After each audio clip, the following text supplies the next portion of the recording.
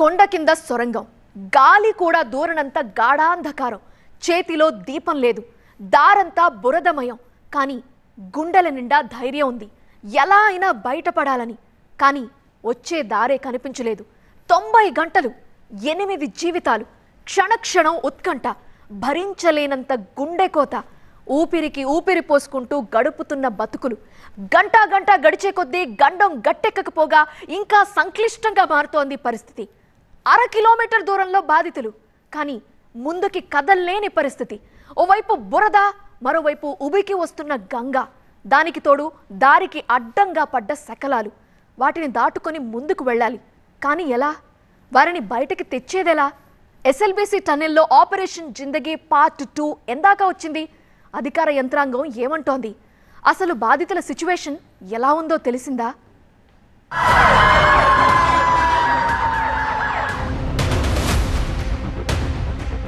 4 రోజులైంది, no update. టన్నెల్లో చిక్కుకున్న ఆ 8 మంది ఎలా ఉన్నారో తెలియదు. వారిని కాపాడేందుకు దేశమంతా సిద్ధంగా ఉంది. కానీ రెస్క్యూ చేసే మార్గాలే గంట గడిచే కొద్దీ క్లిష్టంగా మారుతున్నాయి. ఇప్పటికే ఎన్డీఆర్ఎఫ్, ఎస్డీఆర్ఎఫ్, ఆర్మీ, నేవీ సిబ్బందితో రెస్క్యూ ఆపరేషన్ ముమ్మరమైంది. ఇంకా డ్రోన్స్, కెమెరాలు, స్నిపర్ డాగ్స్ ను కూడా రంగంలోకి దింపారు. అంతేకాదు, సింగరేణి, కేంద్ర ప్రభుత్వ రహదారుల విభాగం, జేపీ, నవయుగలకు చెందిన ఉన్నతాధికారుల బృందం ఇప్పటి వరకు 7 సార్లు టన్నెల్లో తనిఖీలు నిర్వహించాయి. వీరి బృందంలో 584 నిపుణులైన సిబ్బంది ఉన్నారు. ఉత్తరాఖండ్లో జరిగిన విపత్తుల్లో ఈ బృందాలు రెస్క్యూ ఆపరేషన్లను సమర్థవంతంగా నిర్వహించాయి. వీరితో పాటు 14 మంది ర్యాట్ హోల్ టీం సేవలను ఉపయోగిస్తున్నారు. టన్నెల్లో చిక్కుకున్న కార్మికుల ఆచూకీని తెలుసుకునేందుకు పోలీస్ జాగిలను కూడా రప్పించారు. టన్నెల్ లోపల నీళ్లుండడంతో స్నిపర్ డాగ్స్ లోపలికి వెళ్లలేకపోతున్నాయి. ఇక్కడ కీలక పాయింట్ ఏంటంటే, ఇరుక్కుపోయిన 8 మంది సేఫ్టీతో పాటు వారిని కాపాడేందుకు ప్రయత్నిస్తున్న సహాయక బృందాలు కూడా సేఫ్ గా తిరిగి రావాలి.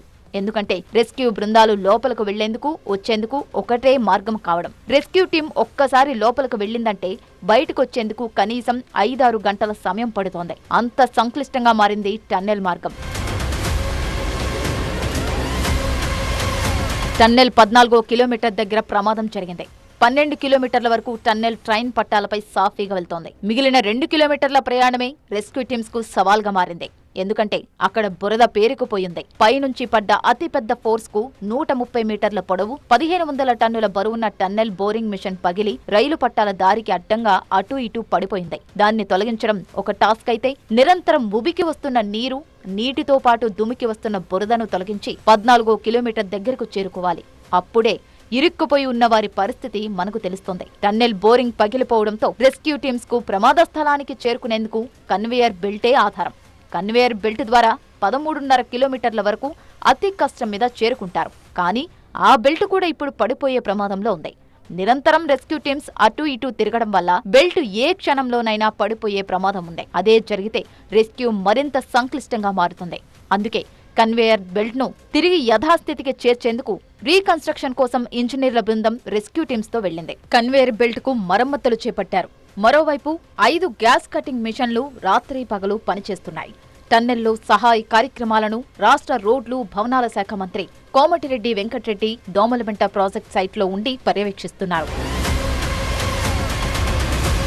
కన్వేయర్ బెల్ట్ పునరుద్ధరణ జరిగితేనే బురదను బయటకు పంపవచ్చు.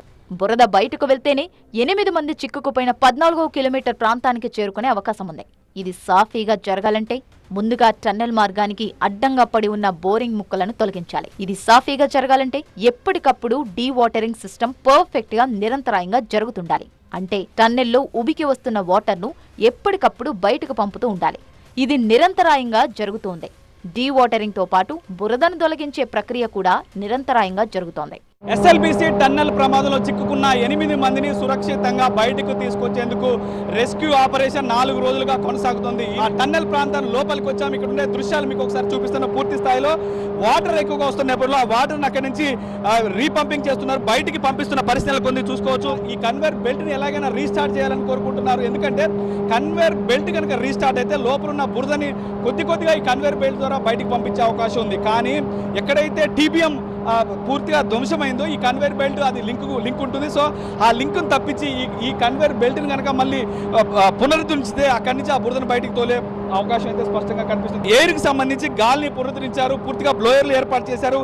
అక్కడ దాకా మాత్రం ఎక్కడైతే ఇన్సిడెంట్ జరిగిందో దానికి 100 మీటర్ల దాకా ఇప్పటికే రెస్క్యూ టీమ్స్ చేరుకున్నాయి. లోపల మరికొద్ది ఆ టన్నల్ లోపలికి వెళ్ళాలి అన్న కోణంలో వాళ్ళు ఎప్పటికప్పుడు మ్యాపింగ్ చేసుకుంటున్నారు. ఒక ఎస్ఎల్బిసి టన్నల్ నుంచి బురద వాటర్ కావచ్చు, బురద కాబట్టి పూర్తి స్థాయిలో ఏ విధంగా బురదని బయటికి తీస్తున్నారు అన్న కోణంలో మీకు స్పష్టంగా చూపించే ప్రయత్నం చేస్తున్నారు. ఈ విధంగా కొంచెం బురద నీరు బయటకు వస్తుంది. సో దీనికి సంబంధించి ఈ బురద నీటిని బయటికి పంపించే విధంగా ఇటు పూర్తిగా ఒక చర్యలు తీసుకుంటున్న పరిస్థితి నెలకొంది. మరోవైపు 1500 టన్నుల బోరింగ్ మిషన్ ముక్కలైందంటే దానిపైన ఎంత బలమైన ఫోర్స్ పడి ఉండాలి? అదేంటన్న దానిపై జియాలజీ సైంటిస్టుల బృందం పరిశోధన చేస్తోంది. మిషన్తో పాటు టన్నెల్లోని 10 కాంక్రీట్ బ్లాక్స్ కూడా కూలిపోయాయి. అందుకే టన్నెల్ నిర్మాణ ప్రాంతంలోని భూమి పొరల్లోని సాయిల్ ఎలాంటిదన్న దానిపై పరిశోధన జరుగుతోంది. ఇందుకోసం అక్కడున్న వాటర్ను, బురదను, మట్టిని సేకరించి హైదరాబాద్ ల్యాబ్కు పంపించారు. ఆ టెస్ట్ రిపోర్ట్ వస్తే టన్నెల్ ప్రాంతం ఎంత సేఫ్ అన్న దానిపై కూడా క్లారిటీ వచ్చే అవకాశం ఉంది. ఇటు మంత్రుల బృందం కూడా సహాయక చర్యలను నిరంతరం పర్యవేక్షిస్తోంది. ఎస్ఎల్బిసి టన్నెల్ ప్రమాద స్థలాన్ని డిప్యూటీ సీఎం భట్టి విక్రమార్క, మంత్రులు కోమటిరెడ్డి, ఉత్తమ్ కుమార్ రెడ్డి, జూపల్లి పరిశీలించారు. ఆ 8 మంది ప్రాణాలను రక్షించడానికి మా సర్వశక్తుల నుంచి మా ప్రయత్నం చేస్తున్నాము. 10 మంది ఏజెన్సీసు, అదేవిధంగా ఇక్కడున్న పనిచేస్తున్న యువ అధికారులు, జిల్లా కలెక్టర్, జిల్లా ఎస్పీ కూడా చాలా కష్టపడి రాత్రి పగలు కష్టపడుతున్నారు. వీళ్ళందరికీ ఈ 10 డిపార్ట్మెంట్స్ ఏజెన్సీ పనిచేస్తున్నాయో వాళ్ళకి చీఫ్ కోఆర్డినేటర్గా special chief secretary Aravind Kumar గారు కోఆర్డినేట్ చేస్తున్నారు. ప్రభుత్వం నుంచి మేము కోఆర్డినేట్ చేస్తున్నాం. ఎప్పటికప్పుడు ముఖ్యమంత్రి గారు ఈ విషయంలో తెలుసుకుంటూ వారి యొక్క గైడెన్స్, అడ్వైస్ కూడా ఇవ్వడం జరుగుతుంది. 2023లో ఉత్తరాఖండ్లో ఈ తరహా ప్రమాదమే జరిగింది. ఉత్తర కాశీలోని సిల్క్యారా బెండ్ బార్గోట్ టన్నెల్ కుప్పకూలి 41 మంది చిక్కుకుపోయారు. ప్రభుత్వం ఆపరేషన్ జిందగీ పేరుట అతి క్లిష్టమైన మిషన్ చేపట్టింది. ఎన్నో అప్రయత్నాలు చేసింది, ఫలించలేదు. రోజులు గడిచాయి, వారాలు దాటాయి. ఎస్డీఆర్ఎఫ్, ఎన్డీఆర్ఎఫ్, ఆర్మీ, పోలీసులు, ఇంజనీర్ల బృందాలు బాధితులను బయటకు తెచ్చేందుకు ఎంతగానో శ్రమించాయి. చివరకు ఆస్ట్రేలియా నుంచి టన్నెలింగ్ నిపుణులను రప్పించారు. చివరకు ర్యాట్ హోల్ నిపుణులను రంగంలోకి దించారు. ఇలా అన్ని బృందాలు కలిసి 41 మందిని సురక్షితంగా బయటకు తెచ్చారు. అది కూడా 17 రోజుల తర్వాత. 17 రోజుల పాటు చీకట్లో మగ్గి చివరకు బతుకు జీవుడా అంటూ బయటకు రాగలిగారంటే వారికి కావాల్సిన ఆహారం, ఆక్సిజన్ ఎప్పటికప్పుడు పంపడంతో పాటు వారిలో మనోధైర్యం నింపేందుకు అధికారులు ఎప్పటికప్పుడు బాధితులతో మాట్లాడుతూ వచ్చారు. కుటుంబ సభ్యులతోనూ మాట్లాడిపించారు. ఇలా ఇన్ని రకాల ప్రయత్నాలతో వారు క్షేమంగా బయటకు రాగలిగారు. కానీ ఎస్ఎల్బిసి టన్నెల్ ఆపరేషన్ అందుకు పూర్తిగా భిన్నం. లోపలున్న వారి పరిస్థితి ఎలా ఉందో తెలియదు. వారి నుంచి ఎలాంటి ఇన్పుట్ లేదు. గాలిని పంపుతున్నా అది వారి దాకా చేరుతుందో లేదో తెలియదు. ఓవైపు నీరు, బురద. ఇలా తలుచుకుంటేనే గుండె బరువెక్కిపోతోంది.